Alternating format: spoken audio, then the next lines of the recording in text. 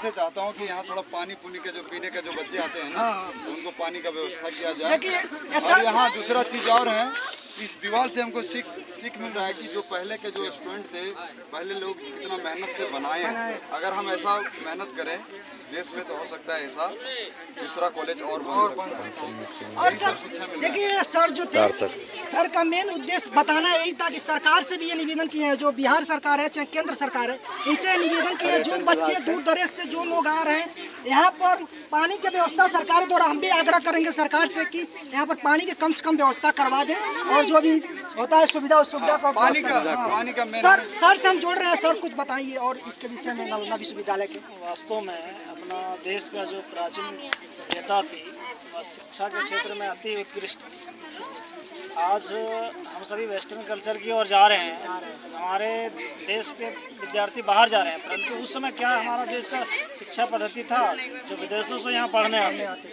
तो ऐसी शिक्षा व्यवस्था हमारा देश में बना रहे, इसके लिए अपना संस्कृति को बचाने के लिए कुछ करना चाहिए। और हमें सर ये बात कहा जाता है, पहले प्राचीन काल में विदेशों से लोग यहाँ पर आते थे पढ़ने के लिए, लेकिन इस समय यही देखा जा रहा है कि यहाँ से लोग खुद प्लान कर रहे हैं विदेश पढ़ने के लिए। यहाँ पर व्यवस्था का जरूरत है, लेकिन यहाँ पर भी कुछ लोग चाहेंगे तो कुछ हो सकता है। इसके विषय में कुछ जानकारी दीजिए। यहाँ का शिक्षा पद्धति में बदलाव लाना होगा, जो खास करके जो आत्मनिर्भर बनने के लिए शिक्षा दी जाती है।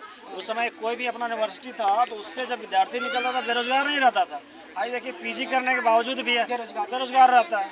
तो शिक्षा पद्धति में ही हमारा कमी है, जिसके कारण से ऐसा हो रहा है। सर ये हम कहेंगे आपसे, न्यू एजुकेशन पॉलिसी जो आई है, कस्तूरी रंगन जी जो थे वो न्यू एजुकेशन पॉलिसी को जो बनाया है, इसके विषय में आपको क्या न्यू एजुकेशन पॉलिसी में क्या कुछ कमियां हैं, इसके विषय में कुछ जानकारी आप देंगे?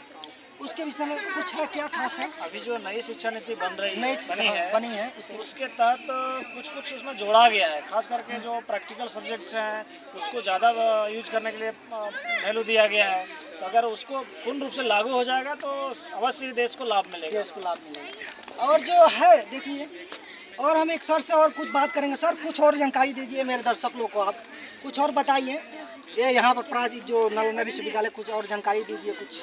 नालंदा विश्वविद्यालय जो अपने आप में एक अनुपम उदाहरण है हमारा प्राचीन सभ्यता का, इसलिए इसमें इसका बनावट से लेकर विद्यार्थियों का रहन सहन से लेकर के यहाँ का शिक्षण व्यवस्था को लेकर के बिल्कुल अद्वितीय था, पूरे विश्व में अद्वितीय था। हमारे देश में ऐसे गिने चुने यूनिवर्सिटी थे जिसमें से नालंदा है, तक्षशिला है और विक्रमशिला विश्वविद्यालय है। तो ये इन सब में से नालंदा का अहम भूमिका रहता है।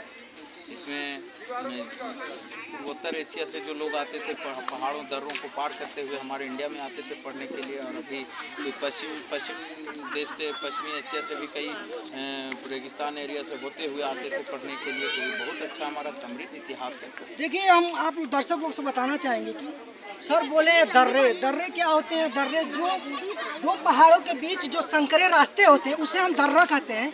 और हम बता दें कि प्राचीन काल में ये समझिए पहाड़ों से टप कर दर्रे के बहुत परेशानी सह कर लोग यहाँ पर आते थे पढ़ने के लिए। लेकिन इस समय लोग जा रहे हैं बाहर विदेश पढ़ने के लिए। इसका क्या कमियां रह गई कि इस समय वो पूर्ति नहीं कर पा रहे हैं? ये हमारे इंडिया में नहीं हो पा रहा है, लेकिन विदेश जा रहे हैं। इस पर सुधार लाना जरूरी है कि नहीं जरूरी है? सरकार की जो नीति है, शिक्षा का अब घूम के कैसा लगा रहता है, परंतु वो 100% लागू नहीं हो पाने के कारण मोदी सरकार से बोलिए कि कम से कम हो जाते हैं। हालांकि अब पानी का व्यवस्था किया जाए। हाँ, सर बोलना चाहते हैं कुछ। सर देखिए, हमारे सर एक जुड़ रहे हैं मेरे साथ, और सर कुछ बोलेंगे, बताइए सर। और मोदी सरकार से यही विनती करते हैं कि नालंदा विश्वविद्यालय जो खंडर बन रखा है इसको सुंदरीकरण किया जाए और पानी का व्यवस्था किया जाए और शौचालय का व्यवस्था किया जाए। ठीक है, नमस्कार साथियों, फिर से मिलते हैं नेक्स्ट वीडियो में। Thank you, all the best.